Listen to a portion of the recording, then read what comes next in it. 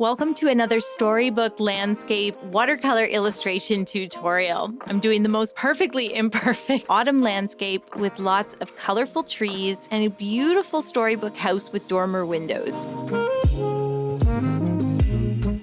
Hey friends, welcome back. My name is Shayda Campbell, and there's a very funny story behind this video. And it's that I shot it almost a month ago. I edited the whole video, but I never completed it because for so many reasons.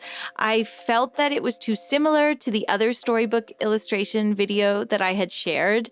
So I just felt maybe it's not different enough. I never want you guys to feel like the content is boring or I'm not coming up with new stuff. And then I actually shared a picture of the finished product, the finished painting. I shared it on Instagram in a post that was titled Art That I Didn't Share because I thought it was bad. And by bad, I meant, I liked the piece fine, but as I said, I felt it was not a good video because it wasn't teaching like wholly new ideas. And so many people requested to see the video. They were like, put the video out. It's just fun to watch you paint. Or why not have another tutorial on this sort of subject? The subject was one that everybody was really enjoying, I think. So anyway, so here is the video. I am working on a very whimsical sketch, as I said, with a big curved driveway. Autumn trees, lots of autumn colors, leaves on the lawn, a gray autumn sky, and then this cute little cottage house with the double chimney, double dormer windows. So lots of good stuff here. We're just going to lightly erase once that sketch is complete so that we don't have too many heavy pencil lines. And then we are going to get started on a mixed media illustration with watercolor and pencil crayon. And just a reminder that you do not need to draw this yourself. If you'd like to paint along, head over to Patreon and print out my reference image, transfer my drawing into your sketchbook, and it's easy breezy. Remember, it's $3 a month to join, and it's a great way to support this channel. And I want to show you the colors I'm mixing up, but just really quick because this is a huge video. So one of my favorite greens for fall is sap green with hooker's green, and then lots of burnt umber. The burnt umber just makes it really natural looking. And then I love burnt umber mixed with Naples yellow. That gives you this beautiful honey color that's great for leaves. Maybe a little cadmium yellow with white and maybe a hint of burnt umber. It gives you this really nice light buttery yellow. And then finally, the color I'll use for the sky is indigo mixed with white. You want to put lots of water in there and then maybe a little bit of Payne's gray. That'll be our sky color. Okay, first up, I've added some water to my green mix so that it's really nice and transparent. You can see there I just added a little bit more burnt umber. The more brown or red that you add to your green, the more it's going to appear kind of muted, like that nice organic sort of muted dead green. So I'm just starting over here with these bushes, and I'm using a number 8 filbert brush. And the filbert is really good for making like lumpy shapes, like the type of shapes that we would use for shrubs and trees. And that's a lot of what we're going to do in this piece. So, okay, I've got my nice muted green. I did my little shrubs. Now I want to take that filbert brush and I'm going to start doing these horizontal brush strokes, and we are going to fill in the lawn area. And then we'll make sure that we've got lots of water mixed in there so that you can always draw or paint more leaves on top. So if you want to have like yellow leaves sitting on top of there, you can. And then another tip is you can lift color using your paper towel. And then you can see right away here, I'm coming in with that buttery yellow and the honey color, and we're just going to do some dotting. I've switched my brush. I switched to the round brush, and we're going to just dot. And yeah, it's like a little bit wet, but that's fine. The colors are kind of blending and blurring a little. That's okay. One thing I love about mixed media is with the watercolor, you can let things kind of be a bit blurry and very perfectly imperfect. And then you add all the detail with the colored pencil, and it's a nice combo, a nice combination. The blur, the whimsicalness of the paint with the detail from the colored pencil. And then I'm using the number 8 round brush, and I said I've got this very watery blue. So this is white, indigo, Payne's gray, but lots of water. You don't want this to be like too heavy or too dark. We just want a nice light color. And then anywhere where you feel like, oh, I put too much paint and I really want the leaves of the tree there, just have paper towel handy so that you can lift a little bit of the pigment. But mine looks a bit all over the place, a bit messy, and it's totally fine. Let's just leave that messy sky for now. And I'm coming back with the filbert, and I have just a little more grass to fill in. Remember, we're keeping that nice and light. Put more water in if it doesn't look transparent enough. And then same thing down here. I've got a mix of Payne's gray with a little burnt umber to warm it up, because Payne's gray is quite cool, lots of water. And I'm just using the filbert to fill in the driveway. It's basically like I'm just coloring in. I do not need things to look perfect. And then I'm taking my finger with the paper towel and just dotting it a bit, because I know I want to make like a cobblestone kind of driveway. So that'll just help me out later. It's creating a little bit of texture there. And then we're just continuing to fill in. You can either use your filbert or your round brush. And we mixed up all those great colors at the beginning, like you've got some honey yellows or honey brown and butter yellow. And we're just going to dot, put a little pressure on that brush, hit the brush against the paper, pull from different color areas on the palette. So maybe grab from the honey brown and then from the butter yellow. Let the colors blend and bleed on the page, and it'll look so nice and natural. And it really helps to give that fall, that autumn color look. And then I'm going to grab a little bit of like a light red here. This is just the color light red that's in the Shayda Campbell set. And it's mixed with like a hint of burnt umber. I like mixing with burnt umber in the fall. I keep saying the same colors over and over, I find. So I'm just kind of using that light red color on the perimeter of this tree, and then maybe a little more here in the middle to shade and give that, different colored leaf look. That's like a funny way to say it. The look of many multiple colors of leaves. Then I put like a bit of a darker brown on this tree, and then I was like, whoa, that looks heavy. So I lifted it. Okay, we're using our paper towel. Our paper towel is getting work out today. And then this is more of that light red with a little hint of magenta in there and lots of burnt umber. So that gives us like a really nice, rich red color. And just as I did, you can play around with the colors a little bit before you even begin painting. Mix a few different yellows, a few different browns, maybe some orangey reds, test them out on some scrap paper. Are these the colors you like? If so, then you can do your blots and dabs and messy dots. That's what we're doing to create this autumn landscape. I'm going to use this orangey brown color up here as well. I just like the way it's framing everything.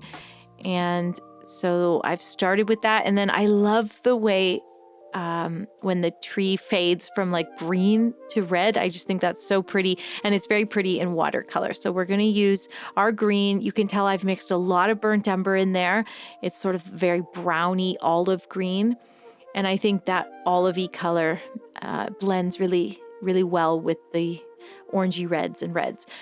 And so we've got nice wet on wet. We're placing the wet colors right next to each other so that they blend and blur. And then we could always do a few dots of the orange into the green or vice versa. And it's looking really good.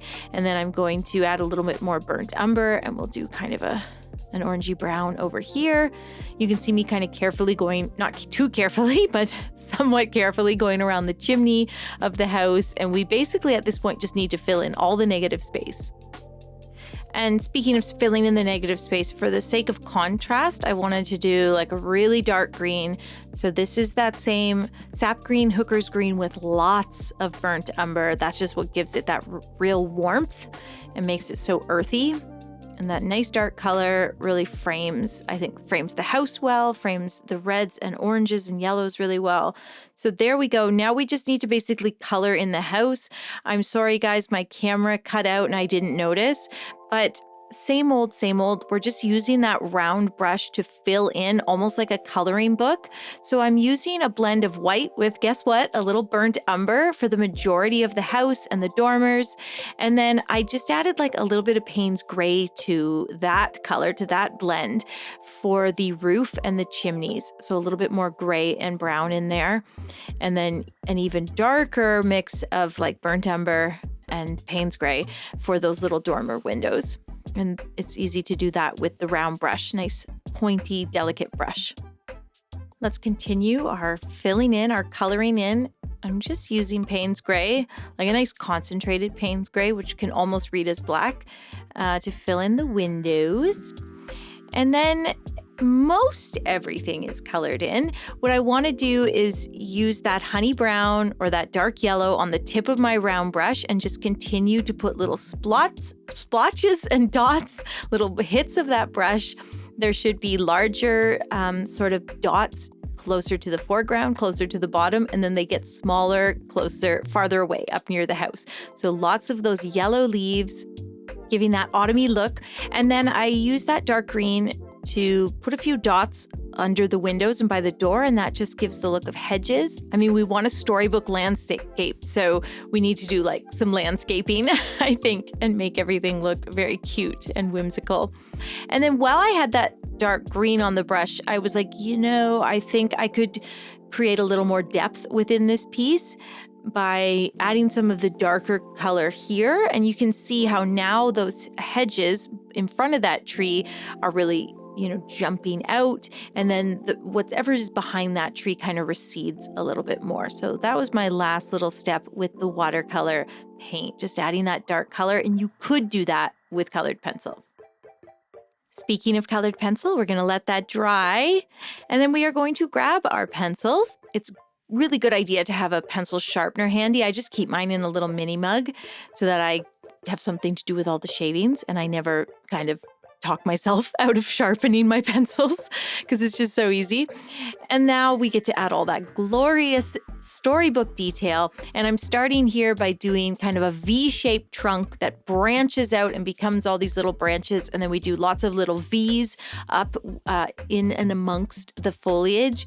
I did a great tutorial, if I do say so myself, a good tutorial about painting trees and painting autumn leaves. And that's available on Patreon. That came out 2 weeks ago, I think. So if you're interested in painting and illustrating more trees, go watch that. You can sign up for Patreon. It's just $3 a month. And you'll also get access to the reference images. There's often images to help you with these paintings. And today you might want the image of the house and the trees so that you don't have to draw it. You can just print it and transfer it into your watercolor sketch pad. And so what I'm doing is just doing lots of little squiggles and V shapes and U shapes, and that really gives the look of the leaves and the storybook illustrated landscape, all those leaves. And you can change the colors that you're reaching for. I was using kind of a dark yellow or light brown for that first tree. Now I've switched to a nice fire engine red, and I think that looks really good on these sort of orangey leaves. A lot of the branches or like the trunks on these bushes are just going to be little bursts of lines. That's all it really takes to make something look like a nice hedge or a tree. When working with your pencils, you can also blend colors and change up the colors. So here I've used a bit of brown for the details, for the squiggles, and then I switched to orange. Over here, I'm just going to go for a nice warm green. And then similar thing over here. I've started with a dark brown, light brown, and done some squiggles. And then I'm coming in with orange and just doing shading. So not as much the squiggles, but just lots of scribble shading. I'll add the tree trunk, which is like a V shape that turns into lots of little V's, lots of little branches. And then I'll continue doing those light brown squiggles to give the look of leaves. Up here, I just need to do kind of the top of a tree trunk. You don't really see the bottom of the tree. And so just doing lots of branches, usually V shapes and Y shapes that all meet at that one trunk. And then I'm shading, kind of scribble shading with that warm green, just to give a little more depth to the green area. And then I'm doing lots of squiggles and scribbles with the red on the red area. And of course, you don't need to stick to red on red and green on green. This one looks good if you kind of play around with it and mix the two. I put a little bit of red shading at the base of that lower tree there. And you can see how much depth that gives that tree. It looks so interesting. And then I wanted to get started on shading the driveway, which I did say would be like a cobblestone. And so I'm just taking a light gray and I drew a bunch of ovals, like just very quickly. Everything here is very quick and simple and not overthought. And so just kind of scribbled out a bunch of ovals. And then I went around with a darker gray and outlined them a little bit. And I wanted to see if I liked the way that looked. And I thought that was looking pretty good. And so I continued with it, doing lots of ovals, some large, some small, but generally trending towards smaller as we move up toward the house, because of course the lower part of this picture is the foreground. It is closer to us, and then everything gets a little smaller as it becomes farther away. So just keep that in mind. You want the cobblestones to be different sizes, but they need to trend towards smaller as you move up. And then almost up near the house, I was just like scribbling little zigzags, and everything's just kind of messy and starts to blur together, and that's fine. And then we'll come in with the darker gray, and we'll still do some outlines, and we'll shade in between some of the ovals, and we'll do some dark gray scribbles, and I think it's going to look really good. So from dark gray squiggles and wiggles up near the house to a little bit more thoughtful coloring and outlining down here in the foreground. And then I wanted to add a little definition to these leaves. So I'm using light red, sort of a dark orange, I guess, and light brown. And we're just doing lots of little squiggles and wiggles and giving a little bit of definition to the leaves in the yard. Just remembering that everything gets smaller near the house. And I'll also just do a little bit of grass. So just some tiny little vertical lines can go a long way here. And we'll just create the look of grass on the lawn, but we don't need to do a lot of that. I think just a little bit just helps give interest. And you can also just do a bit of shading if your green looks too washed out, because of course we wanted to start light because of all the other things we were going to draw on here. But if it looks washed out at this point, a little bit of shading with the warm green. And then we're going to add a bit of detail to the house. So the first place I started was the chimney, just kind of drawing some rocks, just doing some messy, like illustrative stones on the chimney. And then for the roof was probably my least favorite part of this whole piece. And part of the reason that I wasn't going to share, as I was saying in the beginning, it just felt like, oh, this is too similar to the other video I made. But then also the roof just didn't turn out the way I had envisioned. So I sort of did like a messy scalloped line for the shingles, sort of a fish scale pattern. And I did some shading to darken it slightly because it felt like it needed to be a bit of a darker brown. It was just one of those things that I wasn't overly happy with in the moment.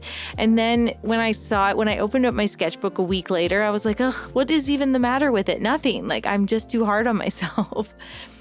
And I chose to also put a little bit of shading along the front of the house and just under the roof line. So just used a dark yellow for that.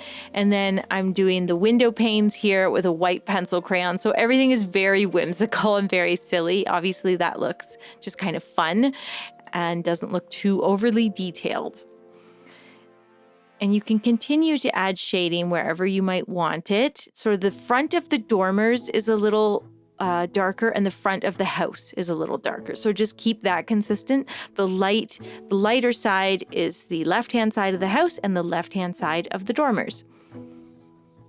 And then I needed to color in the door. I don't know why, but I had trouble deciding what color the door should be. So then I just decided to go with brown, and that was fine. All good. Put sort of a little step there, and I liked that. And then I was just stepping back from the piece and saying, okay, where do I need a little bit more of this color? Could we have a little bit more red here? Maybe there's some red leaves on the ground up here or over in this area. But for the most part, I was quite happy with it at this point. One thing you want to look at is, can your leaves sort of explode beyond the border of the drawing? I think that always looks nice. And then you're going to sign it, and then that's it. Guys, we're all done. This one is complete.